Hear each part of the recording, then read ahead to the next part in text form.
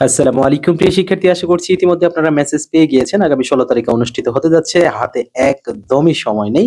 তাই ব্যাখ্যা সহ প্রশ্ন সমাধান এবং গণিতের সুপার টেকনিক সহ আমাদের আজকের অতীব গুরুত্বপূর্ণ ক্লাসটি শুরু করতে যাচ্ছি। তাই শুরু থেকে শেষ পর্যন্ত দেখার আন্তরিক অনুরোধ জানাচ্ছি আমাদের আজকের ক্লাসটি। আর শুরুতেই বলে রাখছি, আজকের ক্লাসটি একটা স্পেশাল ক্লাস হতে চলছে।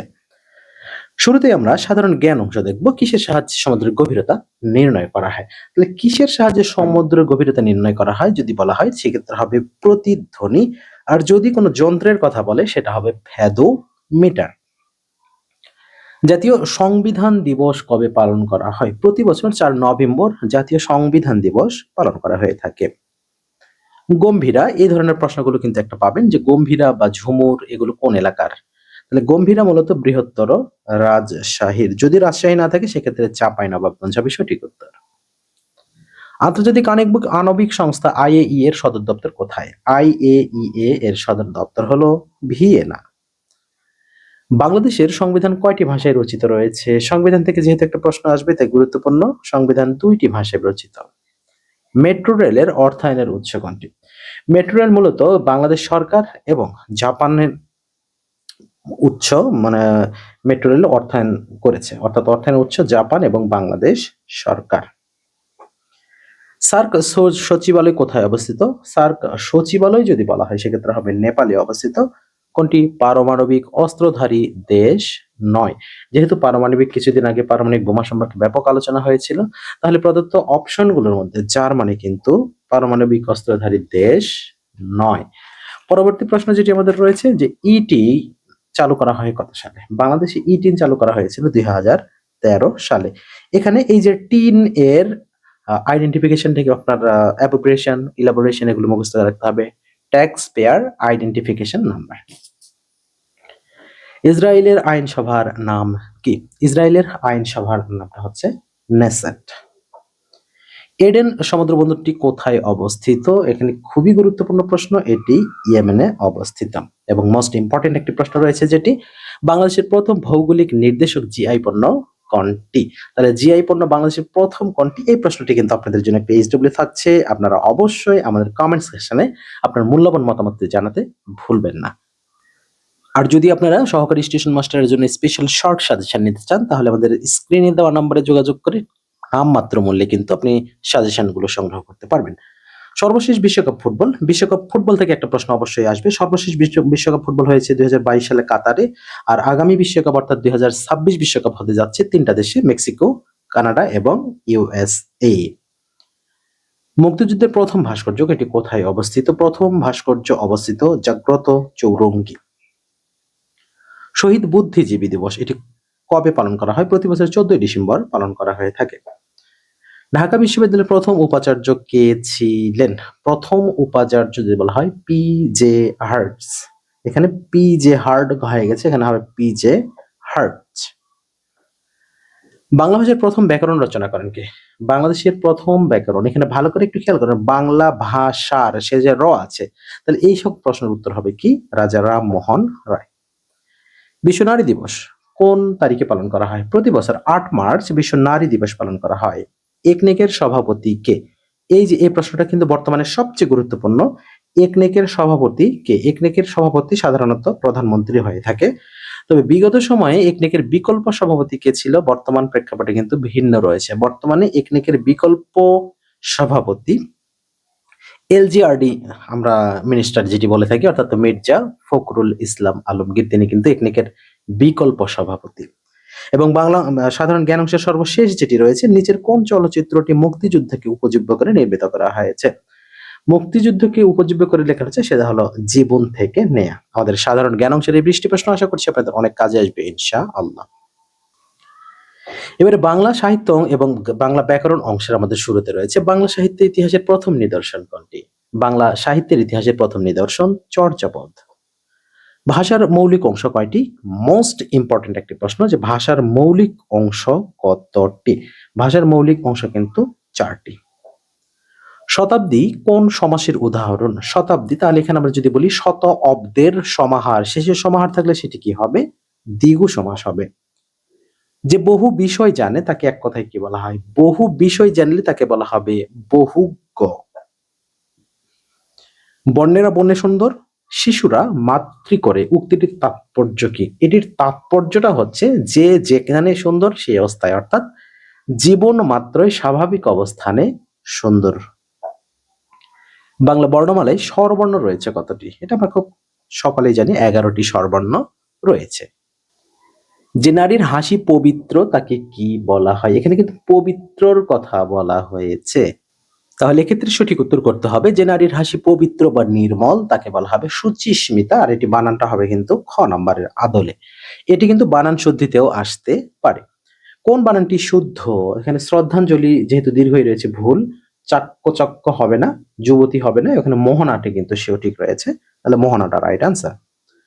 কোন শব্দ গঠনে বাংলা উপসর্গ ব্যবহৃত হয়েছে? পরাকাষ্ঠা, অভিব্যক্তি, অনাবৃষ্টি, পরিশ্রান্ত।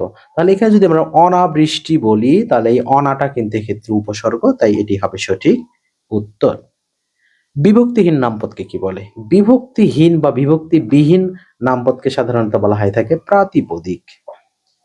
ডোবা শব্দের বিপরীতার্থক শব্দ কোনটি? ডোবা, এখানে এই ডোবা বলতে কোনটা? যে পানিতে ডুবে যাওয়া, সেই ডোবা এখানে। তাহলে ডোবা বলতে বিপরীত হবে কি? ভাষা। কুলের সমীপে উপকূল, এটি কোন ধরনের সমাস? কুলের সমীপে উপকূল, এটি হবে অব্যয়ীভাব সমাস। কোনটি বাংলা একাডেমি থেকে প্রকাশিত মাসিক পত্রিকা? বাংলা একাডেমি থেকে প্রকাশিত মাসিক পত্রিকা হলো উত্তরাধিকার। কোন প্রকার শব্দ মূল নির্ধারণ করা যায় না? সাধারণত দেশি শব্দর মূল নির্ধারণ করা সম্ভব হয় না। আদিম শব্দের বিপরীতার্থক শব্দ কি? আদিম অলসো কি? অনেক পুরাতন, এর বিপরীত হবে অন্তিম। মন্দভাগ্য নিয়ে অর্থ নিচের কোন বাগধারাটির সাথে প্রযোজ্য? মন্দভাগ্য বলতে বোঝানো হয়ে থাকে ইঁদুর কপালে। সুবচন নির্বাসনে, এটি কে লিখেছেন? এটি লিখেছেন আব্দুল্লাহ আল মামুন। বক্তব্য এর সঠিক প্রকৃতি প্রত্যয় কোনটি? বক্তব্য খুবই গুরুত্বপূর্ণ কিন্তু একটা প্রশ্ন এটি। বক্তব্যের আমাদের সঠিক প্রকৃতি প্রত্যয় বচ, নিচে হর্ষ চিহ্ন থাকবে, তারপরে হবে তব্য, অর্থাৎ ঘ নাম্বার। সূর্য উঠলে আধার দূরীভূত হয়, এখানে উঠলে কোন ক্রিয়াপদ হবে? এখানে উঠলে, এখানে কিন্তু এটা অসমাপিকা ক্রিয়া।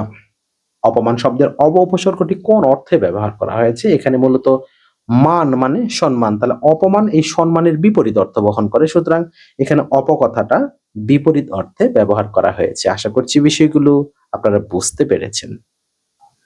গণিত অংশের শুরুতে আমরা কিন্তু অত্যন্ত গুরুত্বপূর্ণ প্রশ্নগুলো যুক্ত করেছি, তাই আমরা আশা করব এবং অনুরোধ করব আপনারা সুপার টেকনিকগুলো মনোযোগ সহকারে দেখবেন। যেমন এখানে বলা আছে 64কে 7:8 হ্রাস করলে নতুন সংখ্যাটি কত হবে? খুব ভালো করে খেয়াল করবেন, এই 64-র সাথে কার সম্পর্ক? 8, তাহলে 8-এর সাথে সম্পর্ক। তাহলে এখানে আমরা এইভাবে করব, তাহলে তো এখানে কি হবে? 8-এর সাথে যদি এখানে 64-র সম্পর্ক যদি 8-এর সাথে হয় তাহলে 8 এ 8 এ 64, তাহলে 7-এর সাথেও যদি আমরা 8 গুণ করি তাহলে কত হবে? 27 56, অর্থাৎ 56 এটা ক্ষেত্রে সঠিক উত্তর। গতকাল একটি শেয়ারের দাম 25% বেড়েছিল, তার মানে 125। আজ আবার 25% কমেছে, তাহলে মোটের উপর কত দাম বেড়েছে বা কমেছে? তাহলে খেয়াল করে দেখবেন এখানে 125 তো ছিল, এখন 125-এর আবার 25% যদি করা হয় তাহলে কিন্তু 100 এর নিচে নেমে যাবে, তার মানে অবশ্যই কমবে। কারণ কি 125-এর যদি আমরা 25% করি তাহলে হবে কত? 31.25। তাহলে এটা যদি বিয়োগ করা হয় তাহলে কিন্তু আমাদের 125 থেকে যদি বিয়োগ করা হয় তাহলে অনেক কমে যাচ্ছে, আমাদের প্রায় 92 দশমিক সামথিং হবে বা 93 দশমিক সামথিং হবে। তাহলে সেদিক থেকে যদি আমরা বলতে পারি তাহলে 6.2% কমেছে। একটি আয়তক্ষেত্রের পরিসীমা 60 সেন্টিমিটার। পরিসীমা বলতে কি? 2 ইন্টু দৈর্ঘ্য প্লাস প্রস্থ। তাহলে দৈর্ঘ্য প্রস্থের অনুপাত 3:2 হলে আয়তক্ষেত্রের দৈর্ঘ্য কত হবে? একটুখানি খেয়াল করবেন, দৈর্ঘ্য ও প্রস্থের অনুপাত 3:2। আমরা যদি এখানে 3:2 ধরি তাহলে আমাদের এখানে পরিসীমাটা কত আছে? 60, তাহলে 2 যদি ভাগ করি তাহলে কত হতে হবে? 30। তাহলে এখন 30-কে আমরা 3:2 এ যদি ভাগ করি তাহলে আমাদের কত হবে? 18 আর 12 হবে। তাহলে 18 আর 12 যদি হয় তাহলে 18 যোগ 12 দুটা যোগ করলে কিন্তু আমাদের 30 হচ্ছে। তার মানে আয়তক্ষেত্রের দৈর্ঘ্য হবে 18, প্রস্থ হবে 12। 30 জন শ্রমিক একটি কাজ 21 দিনে শেষ করতে পারে। 18 দিনে কাজটি শেষ করতে হলে নতুন কতজন শ্রমিক লাগবে? তাহলে আমরা এভাবে করব 21 দিনে আচ্ছা 21 দিনে শ্রমিক লাগে 30 জন। আমরা যদি একদম টেকনিক্যালি করি তাহলে 30 আর 21 গুণ করব। 30 21 গুণ করলে 18 দ্বারা আমরা ভাগ করব। তাহলে 3 দ্বারা যদি আমরা ভাগ করি তাহলে এখানে হবে 6, এখানে হবে 7, 6 দিয়ে এখানে ভাগ করলে কত হবে? 5 হবে। তার মানে 5 7 35 জন। তাহলে আমাদের শ্রমিক সংখ্যা আছে কতজন? 30 জন। তার মানে অতিরিক্ত আরো শ্রমিক লাগবে 5 জন। আশা করছি বিষয়টা বুঝতে পেরেছেন। 9 স্কয়ার প্লাস 16 বি স্কয়ার রাশিটির সাথে নিচের কোনটি যোগ করলে যোগফল একটি পূর্ণ বর্গ সংখ্যা হবে? পূর্ণ বর্গ সংখ্যা হওয়ার শর্তটাই হচ্ছে যে বীজগাণিতিক ক্ষেত্রে আমরা দেখব যে a plus B total square বা a minus B total square ফর্মুলায় ফেলানো যাবে। তাহলে এখানে 9a স্কয়ারকে যদি আমরা 3a টোটাল স্কয়ার করি প্লাস 16b স্কয়ারকে যদি আমরা 4b টোটাল স্কয়ার করি তাহলে কিন্তু আমরা a স্কয়ার প্লাস b স্কয়ারটা পাচ্ছি। এবারে সূত্র অনুযায়ী আমাদের প্রয়োজন কি? 2ab। তাহলে এখানে আমরা প্লাস 2ab দিব। তাহলে 2 ইনটু 3a ইনটু 4b। তাহলে 3 দুগুণে 6, 4 6 24ab। তার মানে এর সাথে যদি আমরা 24ab যোগ করি তাহলেই এটি একটি পূর্ণ বর্গ সংখ্যা হবে। a cube minus b cube এবং a cube plus b cube এর গসাগু কত? একটা জিনিস খেয়াল রাখতে হবে যে গসাগু কখন হয়? যখন প্রত্যেকের ভিতরে কোনো একটা জিনিস কমন থাকে। যেহেতু a cube minus b cube এবং a কিউব প্লাস b কিউবের মধ্যে কোনোটাই কমন থাকার সম্ভাবনা নেই, তাই গসাগুটা হবে 1। ধারা থেকে একটা প্রশ্ন কিন্তু 100% পাচ্ছেন ইনশাআল্লাহ। 4 3 7 এখানে ধারাটির পরবর্তী সংখ্যা বলেছে। তাহলে 4 3 7, 7 4 11, 11 7 18, 18 11 29, 29 আর 11 কত হলো? 47। তার মানে 47 টা right answer. a plus b equal to 8 এবং ab ইকুয়াল টু 15 হলে a মাইনাস b এর মান কত? এটা আমরা বারবার বলেছি। এমন দুটি সংখ্যা ধরতে হবে যার যোগফল 8 এবং গুণফল 5 হয় 15 হয়। তাহলে 5 3 8, 3 5 15, তাহলে 5 3 2, তাহলে এখানে 2 হচ্ছে সঠিক উত্তর, তাই কি? আচ্ছা, তাহলে এক্ষেত্রে আমরা অ্যান্সারটা কত পাবো? a মাইনাস b এর মান 2 হবে সঠিক উত্তর। 0.4 ইকুয়াল টু 0.02 ইকুয়াল 0.08 এর কত? তাহলে প্রথমে আমাদের সংখ্যাগুলো গুণ করব। 4 দুগুণে 8, 8 8 64, 64 লিখব। তারপর এখানে 2 ঘর 2 ঘর 1 ঘর, মোট 5 ঘর। 5 ঘরের মধ্যে আমরা লিখছি 2 ঘর আর বাকি 3টা হবে শূন্য। তার মানে 3টা শূন্য লিখে 64 লিখতে হবে, যেটা ঘ নাম্বার অপশনে আছে। একটি সমদ্বিবাহু ত্রিভুজের একটি কোণ 96 ডিগ্রি, অপর একটি কোণ কত হবে? সমদ্বিবাহু, এখানে একটুখানি খেয়াল রাখতে হবে, যখনই সমদ্বিবাহু থাকবে একটি যদি 96 হয় তাহলে অপর কোণটি হবে কত? 42 ডিগ্রি। কেন 42 ডিগ্রি হবে? কারণ এই যে আমরা যদি সমদ্বিবাহু এইভাবে বুঝি তাহলে এই কোণটা যদি 96 ডিগ্রি হয় তাহলে এই দুটা মিলে কত হতে হবে? 84 ডিগ্রি। তার মানে অপর একটি কোণ যখন বলা থাকবে তখন সেটি হবে 42 degree. x minus 1 divided x equal to 5 হলে x cube minus 1 divided x cube এর মান কত? এটা আমরা অসংখ্যবার শিখেছি। মান কিউব প্লাস 3 ইন্টু মান, মান কিউব প্লাস 3 ইন্টু মান। তাহলে মান কত? 5, তার মানে 5 কিউব প্লাস 3 ইন্টু 5। তাহলে 5 এর উপর কিউব থাকলে কত হবে? 125, আর এখানে 3 5 15। তাহলে 125 আর 15 যোগ করলে এক্ষেত্রে আমাদের সঠিক উত্তরটা হচ্ছে কত? 140। তার মানে 140টাই এক্ষেত্রে হবে সঠিক উত্তর। দুটি সংখ্যার গসাগু 10 এবং লসাগু 60, একটি সংখ্যা 20 হলে অপরটি কত? সাথে সাথে এখানে ভাগ দিবেন 20 দ্বারা, অর্থাৎ গসাগু এবং লসাগুকে যে সংখ্যা দেওয়া থাকবে সেটা দ্বারা ভাগ করতে হবে। তাহলে 20 দিয়ে আমরা 60 কে কাটলে কত হবে? 3, 3 10 30 হচ্ছে অপরটি সংখ্যা। একটি সংখ্যা 742 হতে যত বড় 830 থেকে তত ছোট, যত বড় তত ছোট কথাটা উল্লেখ থাকলে দুটি সংখ্যা যোগ করে 2 দ্বারা ভাগ করতে হবে। কত হবে? আপনারা ক্যালকুলেশন করে আমাদের কমেন্ট সেকশনে জানিয়ে দিবেন আশা করি। মান নির্ণয় থেকে যে অঙ্কটি রয়েছে a plus b plus c equal to 9 এবং ab plus bc plus ca equal to 31 হলে a square plus b square plus c square এর মান কত? এই অঙ্কটি সাধারণত নিয়মে করা হয় a plus b plus c total square minus 2 into ab plus bc plus ca, অর্থাৎ 9 স্কয়ার মাইনাস 2 ইন্টু 31, অর্থাৎ এইটা হচ্ছে আমাদের ফর্মুলা। তাহলে 9 স্কয়ার করলে হবে 81 মাইনাস 62, তাহলে আমাদের অ্যান্সার আসতেছে 19, আর 19টাই হবে এক্ষেত্রে সঠিক উত্তর। x plus Y equal to 5, X Y equal to 6 হলে X cube plus Y cube এর মান কত? এই ধরনের একটা অঙ্ক কিন্তু আমরা গতকাল করিয়েছি, তাই এই অঙ্কটি আপনারা অবশ্যই করে আমাদের কমেন্ট সেকশনে জানিয়ে দেবেন। পরের অঙ্ক যেটি রয়েছে X plus Y equal to 6 এবং এক্স ওয়াই ইকুয়াল টু 8 হলে X minus Y total square মান কত? তাহলে ওই যে সেম নিয়ম, যে 4 যোগ 2 করলে 6 হবে, 4 গুণন 2 করলে 8 হবে, কারণ 4 এবং 2 যদি নেওয়া হয় তাহলে আমাদের শর্ত ফিল আপ হচ্ছে। তার মানে 4 মাইনাস 2 টোটাল স্কয়ার করলে হবে 4, অ্যান্সার এটি হবে সঠিক উত্তর। আশা করছি বিষয়গুলো বুঝতে পেরেছেন। একটি কলম 25 টাকায় বিক্রয় করলে যে ক্ষতি হয়, 35 টাকায় বিক্রয় করলে তা তত লাভ হয়। তাহলে যত তত থাকলে দুটো যোগ করবেন আর 2 দ্বারা ভাগ করবেন। তাহলে আমরা 25 আর 35 যদি বলা হয় তাহলে কত হচ্ছে? 60 টাকা হচ্ছে। এখানে আমরা 2 দ্বারা ভাগ করলে পাবো 30 টাকা, আর এটি হবে ক্রয় মূল্য।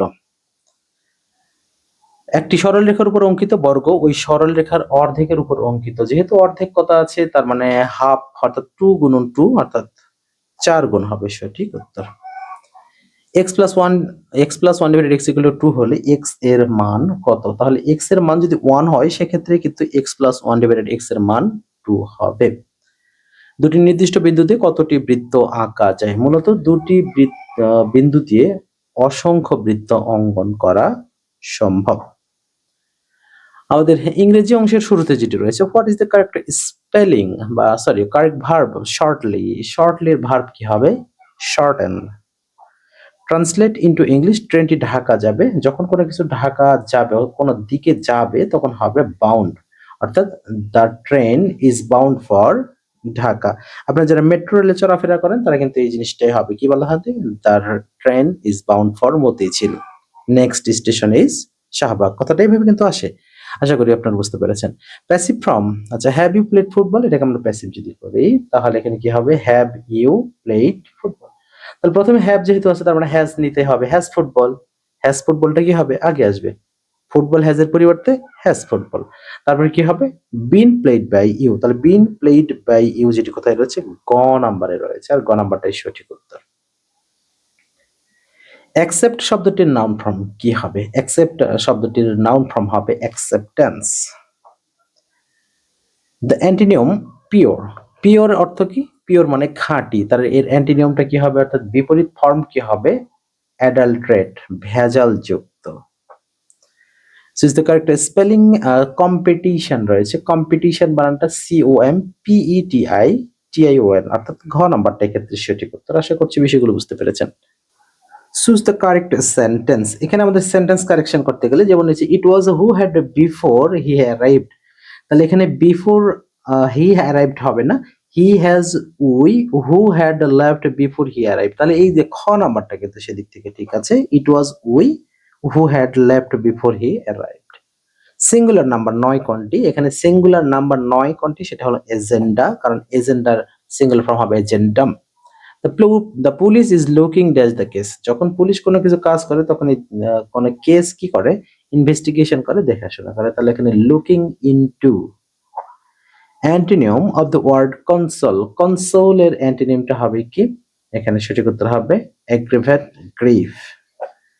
দ্য অ্যান্টোনিম অফ ব্লাসফেমাস, আচ্ছা, ব্লাসফেমি বা ব্লাসফেমাস মূলত ধর্মীয় দিক থেকে ঘৃণা পোষণ করা হয়, এই জাতীয় অর্থ।